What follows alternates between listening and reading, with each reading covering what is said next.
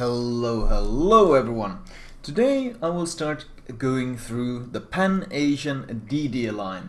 I've been playing through it all. Those that watch my stream know that I already started playing through it yesterday. And well, I'm gonna start off with one of the lower tier ones. The tier 3, the Phra Ruang? I have no idea how to pronounce that. I'm just gonna call it the Ruang.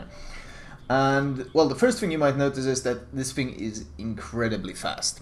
It does 36 knots stock, but when you pop a speed flag on, that's 37.8, and then you pop speed boost as well, and you can see that I'm breaking 40 knots without too many issues. Now, I'm only running a 3-point captain on this for the sake of testing, because, well, it would feel a bit too dirty perhaps with a 19-point captain. Also, I was interested in seeing how it would perform. So, my basic build is only preventive maintenance and last stand, the bread and butter of pretty much every DD out there. This concealment is 5.6 kilometers, which is actually really good. Even the strong DDs like Wakatake get outspotted by it, and I think it outspots the WiPs by almost 1 kilometer. So extremely good concealment. Now you might notice the gun arcs on the other hand are absolutely awful. You noted, by the way, that it said cannot hit target. That's because these are Deepwater torps. If I would have tried to torp the DD, that is. Anyway, going back to the guns though, you might notice guns are absolutely incredibly slow. The shells move at the speed of potato, basically. And that's kind of one of the things on this ship. In fact, I'm pretty sure the Ruang has the slowest shell velocity in the entire game. It's possible there's some ship that has a slower shell velocity, but I didn't manage to find one in the tech tree, but maybe one of you can find one. The shell velocity is 664 meters per second. Now, even the Wakatake, which has notoriously slow... No, the Umikaze, which has notoriously slow shells, has 666. So the Phra Ruang beats it by having 664 meters per second, which means even when shooting at something that is 4 kilometers away, like this DD is, you have to take a massive lead and the shell travel time is still significant. Also worth noting is it's got this weird thing going on where the AP deals exactly as much damage as the HE. They both deal exactly 1.5k, so that's worth noting. Like, what the hell? The AP, there's no bonuses in using the AP unless you're scoring citadels, basically. Now, handling is excellent, as it usually is with low tier DDs, but I mean, it's got a 450 meter turning circle, 2.3 second rudder shift. So very good, and the HP at 8.7k is pretty average, but combined with how small it is and how well it handles, the HP does feel more significant. Smoke is amazing. You get a ton of smokes. They have a 30-second bloom time, which means, for example, I can smoke up this Phoenix. As you see, I'm intentionally spreading my smoke out to cover him as well. The smoke bloom time is amazing. It lasts 30 seconds. The cooldown on the smokes is 80 seconds by default, and the smokes last for 70 seconds. That means there's only a 10-second downtime. If you run Jack of all trades and the flag that reduces cooldown, you actually can cut down the smoke cooldown to 72 seconds. And this is something I've been experimenting a lot with these Pan-Asian DDs, and that's cutting down the smoke cooldown. What this means is that essentially, especially at higher tier where it becomes very important, you can have a 2-second smoke cooldown, which means of course that you are almost never detected. You can just sit in your smoke all day.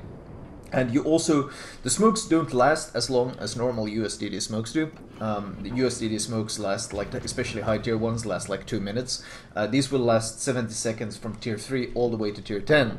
But you have so many of them and you're able to use them much more freely because of how many you have, and they are still extremely strong because of the bloom time and the fact that, well, there's so little downtime between them. So interesting and very strong smokes in that sense. It's probably one of the reasons why radar hasn't been nearly as useful as I predicted on these ships, but that's something I will cover on the higher tier ones. It actually has a bit of AA DPS. It has 17 AA DPS with a 2.5 km range, which is a lot better than pretty much all its competition, but considering considering, oh, it's bugging a bit, considering I was aiming at the Orion, but you can see it warns you that these Deepwater torps cannot hit the V170, but I'm not actually aiming for him, I'm going for the Orion. Anyway, it does have some AA DPS, as I said, 17 DPS, but considering even stock tier 4 planes have 600 health, 17 DPS isn't exactly going to change much, so don't expect to be shooting down any planes at all. That's simply not a thing at lower tiers. The torps, though, worth mentioning. These are, of course, deep water torps. That's the thing, the gimmick with the Pan-Asian DDs. They can only slot deep water torps. Every single one of them only run deep water torps. That's the thing. So let's look at the torps themselves. You got 2x2, 2 launchers with 2 each. They deal 10k damage each. I'm going to compare it to the Mikasa. The Mikasa in return also has 2x2, but Mikasa torps deal 9k damage each. Run has 7.3 km range. Mikasa has... Oh, sorry, Wakatake. I'm comparing to Wakatake. Wakatake has 7 km range. Worth noting though is that these Ruang torps cannot hit DDs, whereas Wakatake torps can hit DDs. These are 51 knots in speed, so extremely slow. Wakatake ones are 57 knots, so that's a 6 knot advantage. These Ruang torps do have a concealment advantage at 1.1 km spotting, but Wakatake ones has a 1.2 km spotting, so obviously Wakatake torps make up for that worse spotting by being significantly faster, which means that the reaction time of targets you're hitting is actually a lot lower. So also, of course, Wakatake torps reload 2 seconds faster than these do. So ultimately, the trade-off is quite clear here. The Wakatake is simply a superior torpedo boat. There's not really much to debate here. It's clearly superior. Yes, it deals 1k damage less, but being able to hit DDs and having faster torps is simply much more useful. These torps do gain significant advantages later on. The concealment on the torps drops from 1.1 to 800 meters, which turns, especially when they start gaining speed, these torps become absolutely monstrous.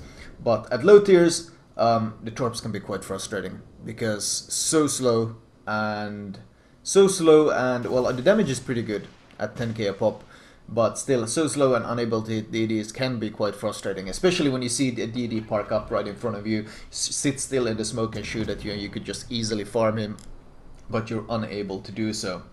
I'm hoping he would shoot me, because I want to use the smoke mechanic against him. I'm gonna maybe leave the smoke, bait him into shooting me. Of course, the new smoke mechanic means that if you smoke up in front of someone, and he shoots, as I baited this guy into doing, that means that thanks to the new smoke mechanic, it counts as he is shooting out of a smoke. That's the way it counts it. So I'm actually able to see him because he shot. If he hadn't shot, I wouldn't have been able to see him.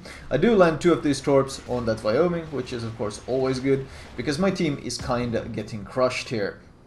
Drop some torps on him. Note that they scrapped the mechanic they had going. At one point they tried experimenting with different drafts, or torps being able to hit different targets, like they can hit cruisers but they can't hit light cruisers and blah blah blah blah blah. But ultimately Wargaming had too many issues making that stuff work, so they decided to scrap the whole plan, and now your DDs simply cannot hit DDs, but they can hit everything else. So that's how it works. Note I took some distance to gain some speed, because I want to be able to accelerate and get close to this guy.